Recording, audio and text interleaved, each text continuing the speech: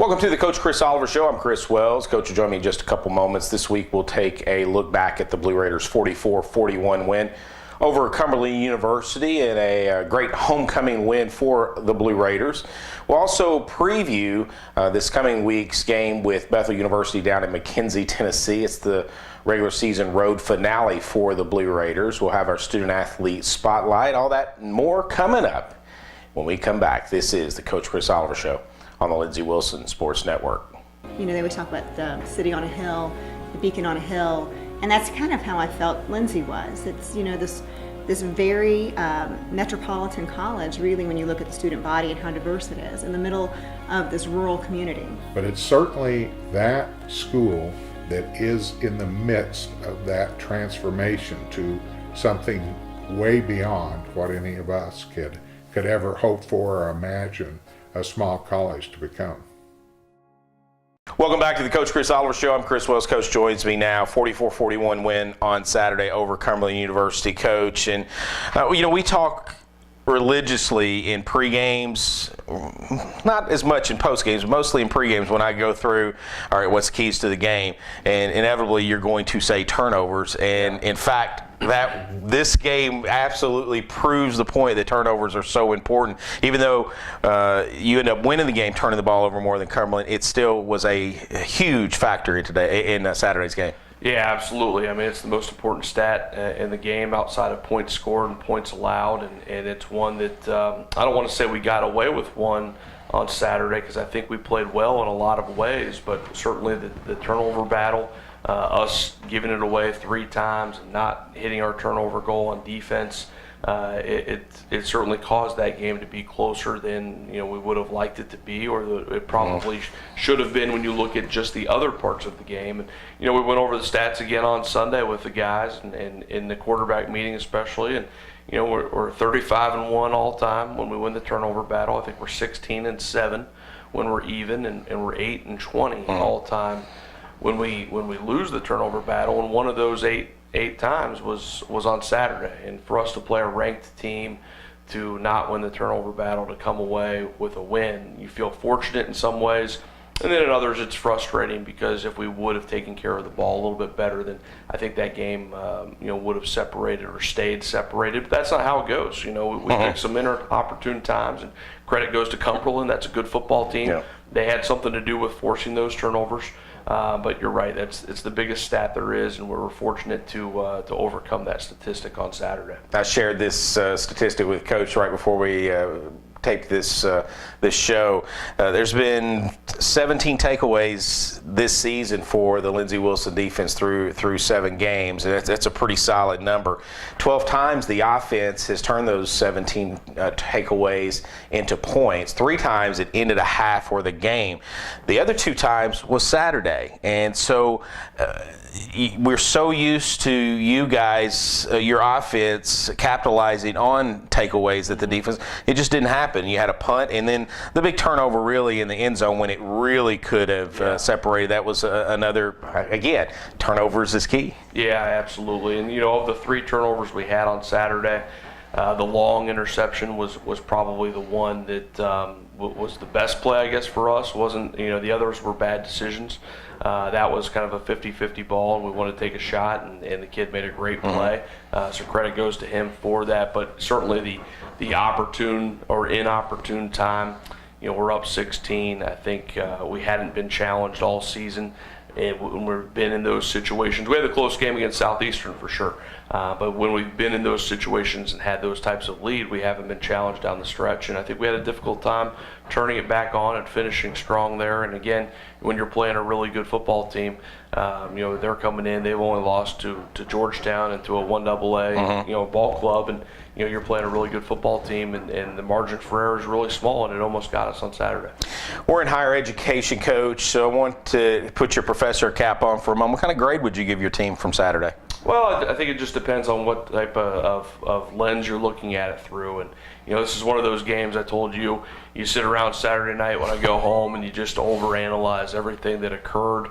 You think that we're up 20 points at some point, and you have to hold on to win by 3 and run the clock out, run a 4-minute drill. So it's easy to overanalyze, but I think at the end of the day, it does come down to that stat that we've talked about, turnovers, and also focusing on we have to finish better from a mindset standpoint. And a lot of that is we've had some games where we've been up big, correct, and we've just cruised through the second half. And to be tested in that manner, hopefully that'll pay off for us down the stretch. So I think in some ways, when you look at our week of practice, when you look at how we started the game, I think it was an A+. Our focus was on Cumberland. We came out ready to play, and then we picked some inopportune times to make some bad plays. Again, credit to them. They made some good plays with that too. So I think it depends on the lens. But there's a lot of positives there, but there's also some things we really have to learn from. Great start, as Coach mentioned, to the game. 3 touchdowns on the first 3 drives, 4 out of the first 5. Your offense really looked engaged. They looked very, very focused coming out of the locker room on Saturday. Yeah, we were ready to go. I mean, we were just excited to play. We had a great warm-up. But, it's more than just Saturday. It's so much of it is how you prepare through the week. And our Tuesday and Thursday practice were 2 of our better practices all season. Not that Wednesday was bad, but we had 3 at least really good practices, 2 that might have been on the verge of being what I'd call great. And when you do that, those things transition to Saturday. Warm-ups aren't the most important thing, but sometimes you can kind of get that feel for how ready your guys are mentally to play. And I thought that our week of preparation really transitioned great to Saturday, and our guys were excited to be there, and we played outstanding in the first half. Saturday, Lindsey Wilson was held scoreless in the fourth quarter for the first time all season long, and that you could say, well, the offense really struggled, and you know what, that may be a fair assessment. Well, one of the things I like to focus on the positives as much as we can.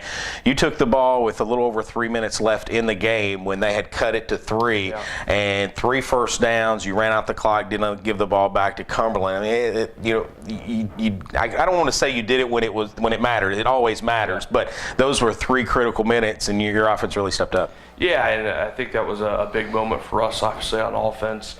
And we talked about on Sunday in our team meeting, even though the fourth quarter was ugly, we still had a situation where after the first turnover of the fourth quarter, when we were up 16, they go down and score. We probably didn't bow our necks real well and transition to being back on defense there, but we still stopped a 2-point conversion, and that was something that we forced a bad throw on that 2-point conversion, causing it to be a 10-point game rather than an 8-point game. Right. Obviously, that ended up being huge after the next turnover on offense. So, there was a positive there on defense, getting that big stop on that 2-point conversion. There was a positive on offense, finishing and running out the clock and being able to take a knee and make them use their timeouts and get out of there. So, certainly not the fourth quarter that we've become accustomed to. Certainly not what we want to have happen moving forward, but there were still some positives there with the finish. Let's transition to defense for a moment. Jalen Kemp had 20 tackles, a new program record by 5. He shared the honor with a couple of teammates at 15 prior to the game. Got him Mid-South Conference Bluegrass Division Defensive Player of the Week. Want to congratulate Jalen. I'm sure we'll talk a little bit more about Jalen for a moment. But 86 defensive plays on Saturday. Did your defense wear down a little bit? Yeah, I think so. I think it was a long game. I mean, I think their most successful quarter was the fourth quarter, so I think that's part of it. And that's a team effort. First of all, we weren't great on third down on defense. They were almost at 50%. So we've got to get off the field better there. But then also it's the offense sustaining drives. When we have 2 turnovers in the fourth quarter, and that defense has to go back onto the field again and again. We're not playing great team football in that small part of the game there. So there's a lot of things that go into that. It was certainly you could look at it and probably say we did wear down a little bit just when you look at the success that their offense had. We got to do a better job playing team football in that setting.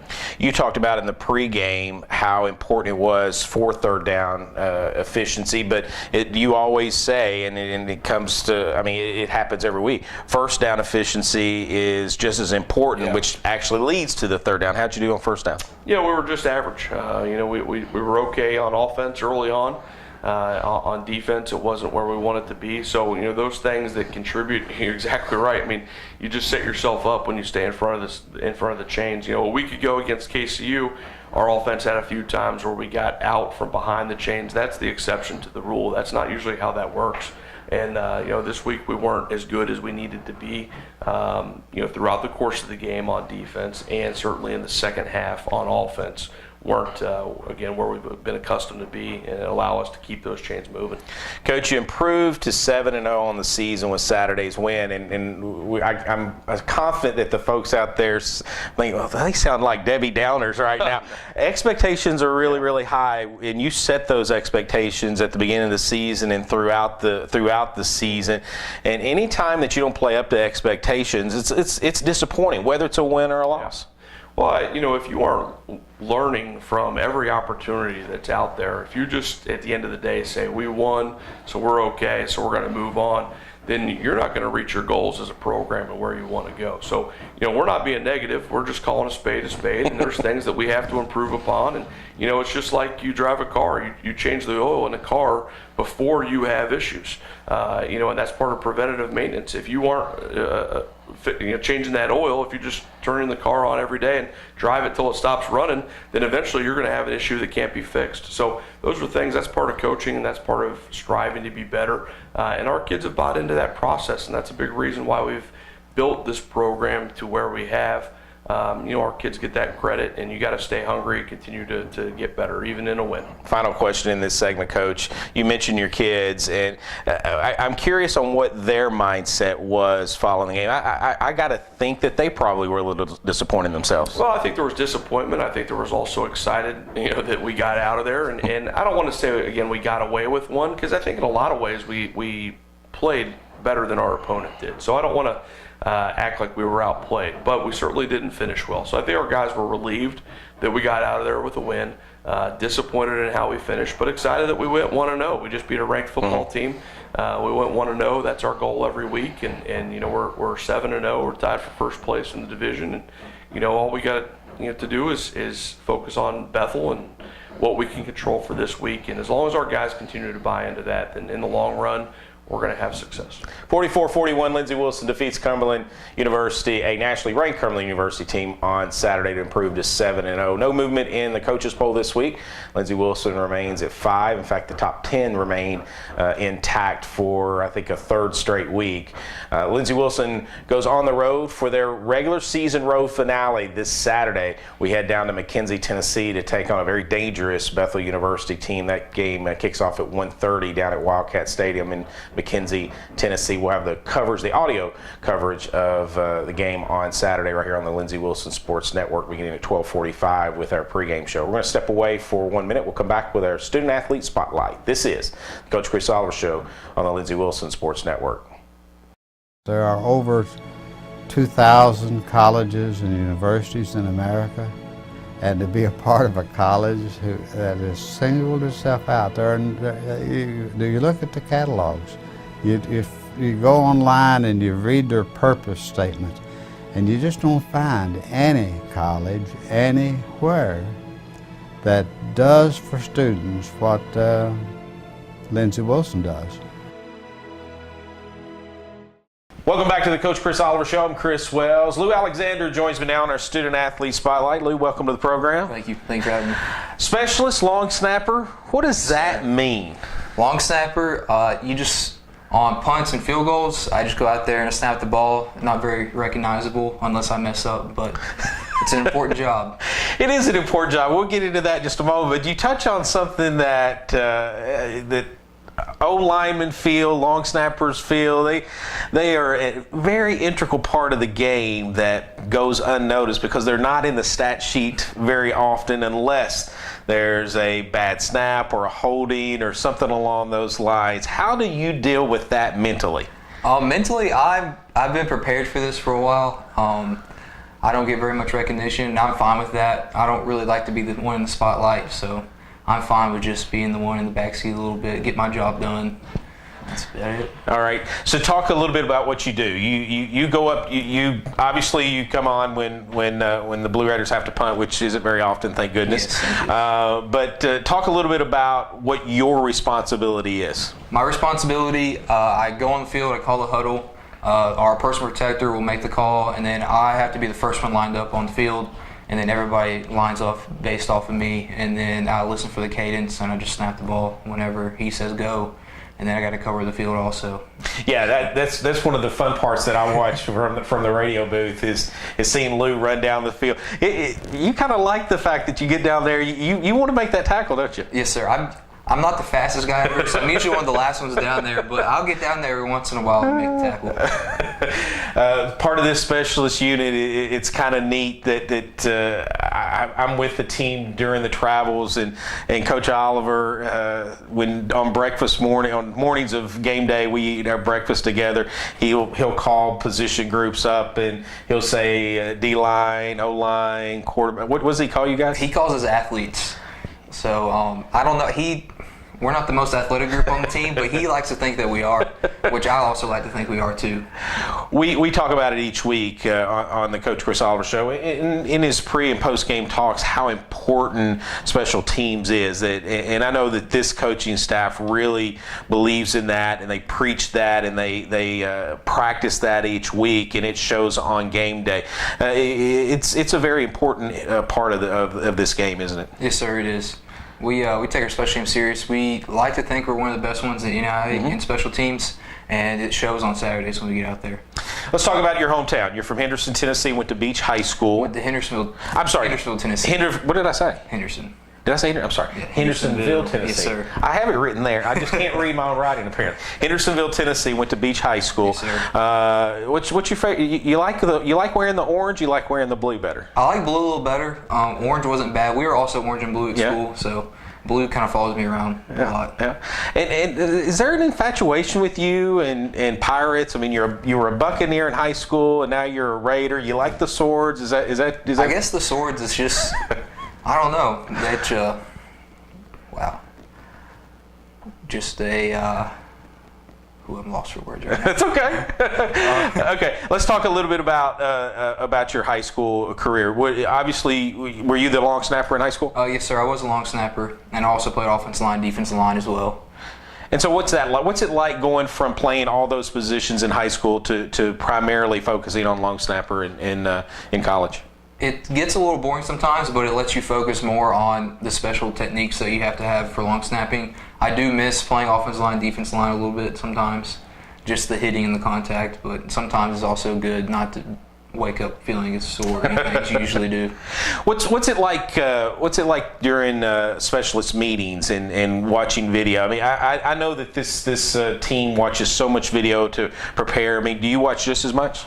I don't watch just as much. I watch a little bit. I usually go in the office a few days a week and watch practice film from the days before, and then I will watch the opposing teams, usually punt return, to see how they usually block and stuff like that. Okay. Lou Alexander's visiting with us on our Student Athlete Spotlight from Hendersonville, Tennessee. Now, I got it right that time, right? Yes, sir. Okay. I was told, and as a sports information director, this is my job to know this, so I've got to do some research. I'm told that you believe that you are the all-time leader in games played list on the Lindsey Wilson all-time games played list. Is that correct? I believe so, yes, sir. I did my own little research. I don't know if it's exactly correct or not. Who'd you pass? I thought that's who I wasn't able to find the exact person who it was, but based off like schedules and stuff like that, I was kind of able to calculate it to the number 44, which was last Saturday. Okay, but who did you pass? Who do you think was number one prior to that? Do you know? I thought it was Coach Smith. Yeah. But we asked him himself, and he said it wasn't him. No, so I'm not sure who it is. If it was Coach Smith, that's good company to be in. Yes, sir. Absolutely. Outside of obviously your age, what's the difference? The primary difference? Your responsibility being a senior. I know Coach Oliver puts a lot of emphasis on senior leadership. What's your role in that capacity? My role in senior leadership, usually on game days and before practice, I usually break the team down, especially the specialists. We have our own little handshakes and everything that we have. And then usually after lifting or during lifting, he really wants the seniors to really get everybody energetic and into the activity that we're doing or practice. And that's our role, is to be able to get everybody ready for practice and everything. You've been a part of so much success here, and that's part of the great thing about games played is you've been to 3 football championship series, playoffs, and looking for a 4th here. What's it like being part of this type of winning program? It's really good. I was very successful in high school too, and be able to come and transition that into my college career also has been very nice. It gives you another experience that nobody else really gets. Lou, thanks so much for joining us. Thank you. Lou Alexander, our guest on our Student Athlete Spotlight this week on the Coach Chris Oliver Show. We're going to step away for a moment. We'll bring Coach back. This is the Coach Chris Oliver Show on the Lindsey Wilson Sports Network.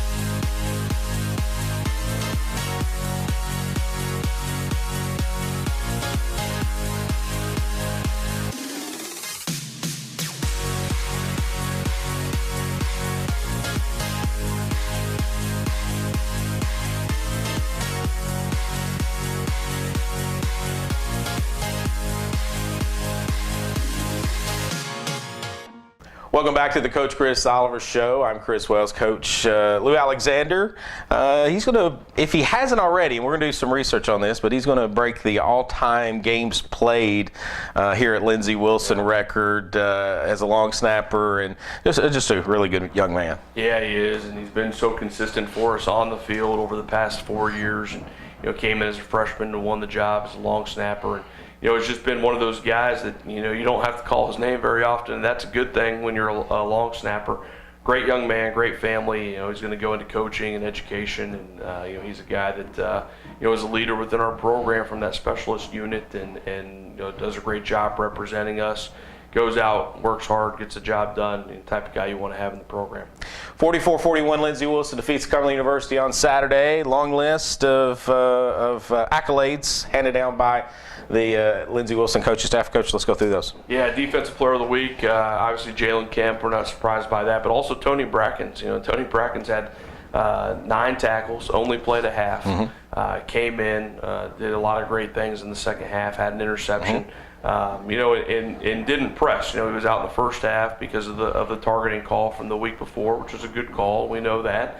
And he came in and just, he just played his game. He didn't, that's a situation where it's easy to come in and try to do too much. Right. And Tony, showed a lot of maturity. Did a great job. Offense, Blake Ingleton and Jay Godlock. Those 2 guys played outstanding. Offensive line this week, Marcus Graham. Special teams, we give to the entire kickoff return team. They did not kick the ball deep to us, and we continued to have great field position. It's so difficult when you play that pop kick to turn it into something positive, and we did it every time. And, I think we're giving our opponents a little bit of trouble with our kickoff return team right now because we're being so effective with that. And hopefully that'll continue and allow us to start in great field position on offense. Prep defense, we had a number of guys this week. Josue Batista, Cade Street, Xavier Ba, Cortez Henderson, and J.P. Porter. Some names there that we keep calling. Guys are doing a great job. Prep offense, Darius Clark and Antoine Jefferson. Darius is running back, Antoine's a receiver. Those guys, along with others, doing an outstanding job. And then prep special teams, Cage Street, this guy we just said on defense. And it's good to see those guys continuing to work hard. And again, such a big part of what we do with the preparation. There's so much work that goes into before you get out there on Saturday. And those prep team guys are a huge part of that. And then you can go through the list and look at how many guys are out there playing on Saturdays that were on prep teams behind the scenes last year, the year before that. And as coaches, that's really neat to see those guys buy in. And we got some guys we're calling their names, and those guys are going to be the guys we're calling on Saturdays here before long. Big hits, Jalen Kemp had one on the sack, forced fumble, which was also a big play. And then Damani Jenkins had the fumble recovery on that one. The entire defense, Trent Mueller had a sack, but that was kind of a coverage sack. It was a great stunt and a weekly adjustment. The entire defense got one on that. The interception by Tony Brackens that we talked about. Michael DeLeon forced the ball to come out early on that two-point conversion attempt that we talked about. A great play by him. Dylan Beasley to Tyrone Stollard on the first offensive play of the game. We had a little bit of pressure, great throw, and then Tyrone did the rest. Hunter Lovell had a big-time touchdown catch at the end of the first half. Dylan Beasley to Cam White on a 50-plus yarder to set that up. That was a big-time play. Beasley to Godlock, the third down conversion on the last drive. We got that. We're right at the sticks, and that was a big one. Long touchdown run by Blake Ingleton. It was a great job blocking. Also by the tight ends. And Alan Cooks came in from the slot position, cut off the linebacker. The safety misfit outside, and Blake cut it inside. It's one of those things you don't, as the fans, you don't notice that block by Allen. You don't notice that block by the tight end. You just see Blake running for 40 yards for a touchdown. And there's so many things that go into all these plays. That's a big play for all those guys. And then we fumbled a punt return. We made a poor decision on punt return. And Jamar Brooks recovered that fumble. That was a big one as well. So a lot of things there, some that everyone sees, and then some behind the scenes that are just huge plays that go outside of the stat book. And we needed all of them on Saturday. Homecoming win for Lindsey Wilson, 44-41. Great crowd on Saturday. Good to see the alumni. Got to see some of your guys from previous teams back down on the sideline and around, up in the crowd. It was just a fun day. Yeah, it was. Beautiful weather. I mean, you think about October 21st, and that type of weather is a beautiful day, and you're getting those alums back. And again, it's time flies, but when we're in season 8 of the program and we're starting to get those guys that come back who played now 2, 3, 4 years ago, and they're coming back to games, I mean, it's just a cool thing. And personally, it's really neat for me to be able to see that, and having been here since day one, and see guys move through the program and now are tied in, and that it's a neat deal, and homecoming becomes more and more special for us each year because of those things tied in with football and how young our program is. Seems like just yesterday we started the season with St. Andrews at home, and now we're going on the road for the final time during the regular season down to McKenzie, Tennessee, down to Bethel. And Bethel has struggled a bit this season, 2-6, but my goodness, what a schedule they've played. You're going to be the 5th nationally ranked team that they've played this week, or this year. They've had to play all 3 preseason favorites in the Mid-South Conference, Southeastern Reinhardt, and now you guys. This is a you hear it's trite to say this, but saying they're the best 2-6 team in the country, maybe that's the truth. Yeah. They are a very good football team. Yeah, they have a lot of talent. The season has been tough for them for sure, and part of that is due to the schedule, and it's just one of those things that sometimes those games can snowball and get you down a little bit mentally, and I think there's probably some of that. They're coming off a win last week where they played really well. Went up to Cincinnati and shut out CCU, and this is a team. It's senior day. They're going to be excited about going out and honoring their seniors. You look over their depth chart. They've got a few more new names and faces on offense, and certainly nobody misses playing against Quincy Walden. We watched last year's game, and that guy still gives you nightmares. But you look at their defense, and you look at last year's 2 deep. That team came in here that was 7-2 when they came in here a year ago, and we played a 60-minute game to get out of there. And almost the entire defense are those same guys. I think 9 of the 11 starters were the same guys that were projected to start against us a year ago. So there's a lot of experience there. And when things are going well, this is a tough team. So they provide a big challenge. They're well coached. They're big. They're physical. And we have to be mentally focused on the challenge this week. I think our guys will be, but this is a team that can play with us and play with anybody for sure. You've got 2 ranked teams after Bethel, and I thought it was great that when you mentioned something to your guys in the post game, we're getting ready to go on the road and play a very tough Bethel team. There was you mentioned in the post game on Saturday that there was a lot of guys nodding their head. Yeah. Your guys respect this Bethel team. Yeah, for sure. It's one of those situations where the upperclassmen have that experience with the teams we've played. The freshmen don't know anybody until we turn on the video. But when I said that right after the game to them, talked about this isn't a team that has a lack of talent. You could see all those returners who played against them. I mean, to a T, nodding with me. They know that. So hopefully that's reflected in our preparation this week. I think it will be. I think we'll be focused and ready to go for the challenge that we're going to have on Saturday when we have to head down to McKenzie.